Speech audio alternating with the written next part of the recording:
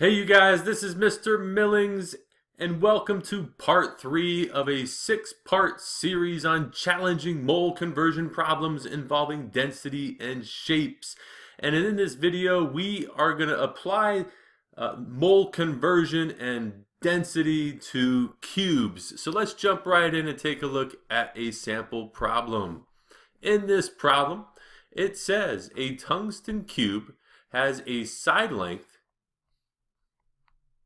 of 45.6 centimeters. We need to calculate the number of atoms that make up the cube, and we need to round our answer to 3 significant figures. So when we come across these types of problems, it's probably best to go ahead and draw yourself a little picture so you can see what's going on. And in this problem here, we have a cube here, and this cube is made of tungsten, and tungsten's chemical symbol is W.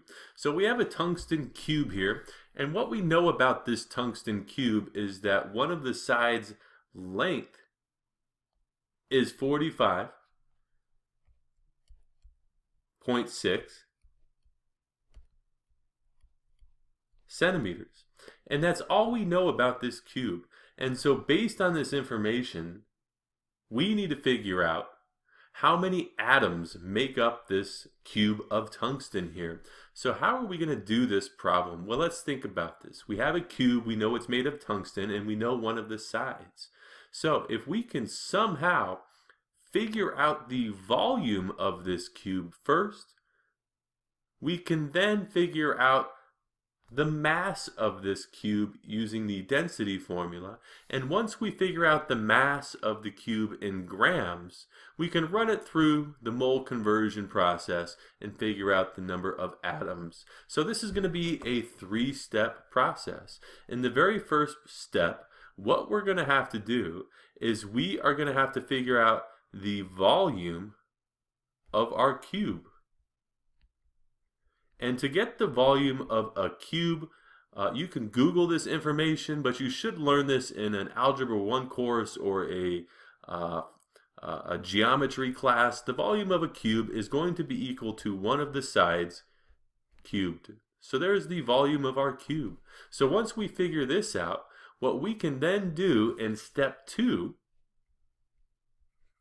is we can use the density formula. Density equals mass divided by volume. We can plug the volume that we got here in step number 1 into right here. We can then refer to a table, or we can Google the density of tungsten in grams per cubic centimeter, and then we can solve for m, which is the mass of this cube here. So once we know the mass of the cube, in our third and final step, what we can then do is we can go ahead and do our mole conversion.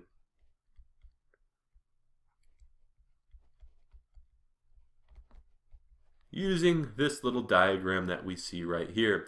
So let's go ahead and start this problem. In step 1, what we need to do is we need to find the volume of the cube. So to get the volume of our cube, like we just got done saying, we're going to take one of the sides and we're going to cube it.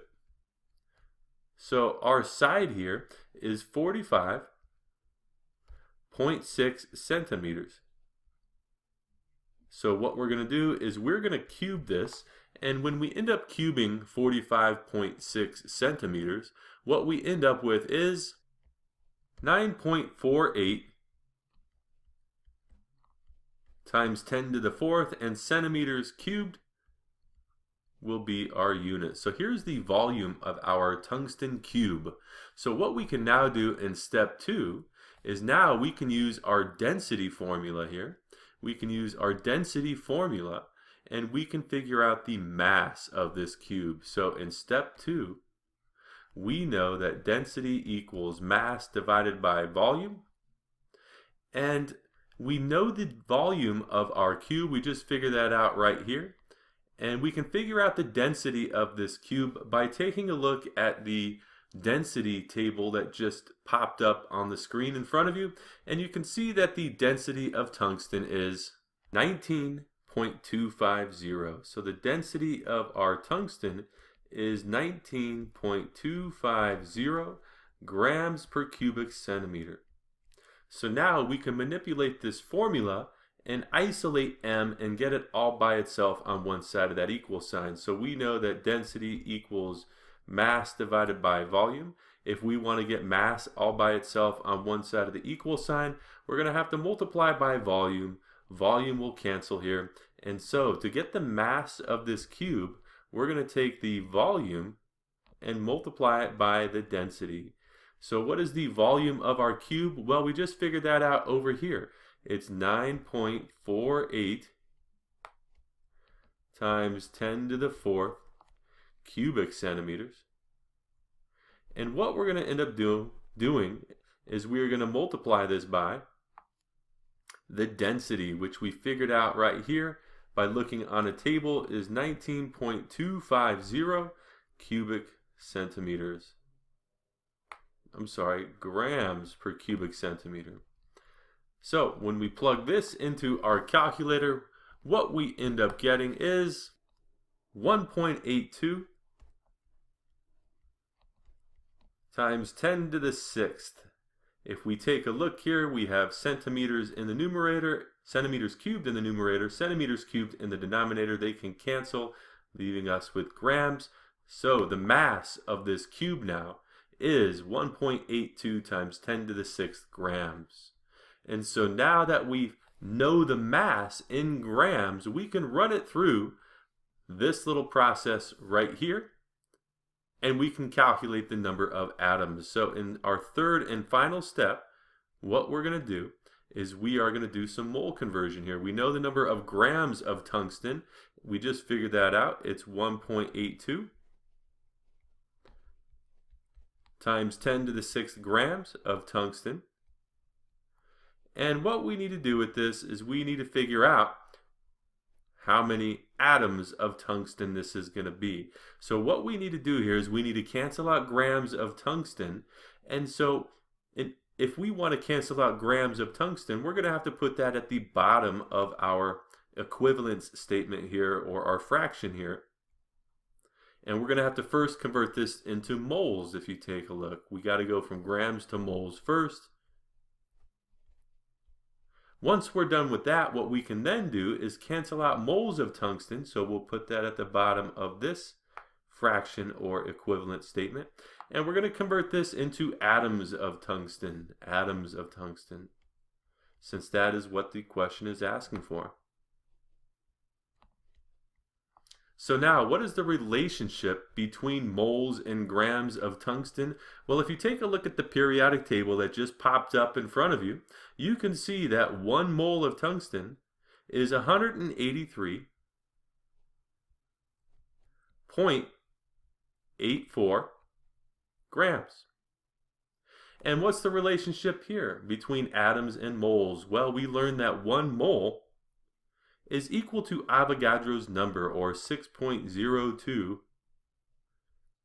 times 10 to the 23rd of whatever it is you're talking about. In this case, we're talking about atoms of tungsten.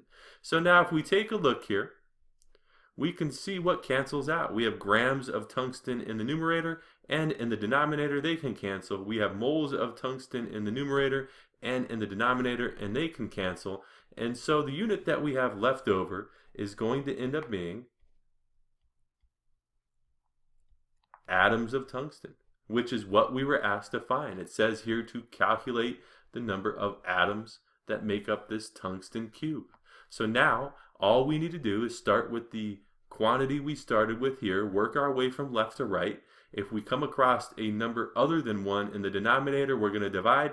If we come across a number other than 1 in the numerator, then we're going to multiply it. So we're going to take 1.82 times 10 to the 6th.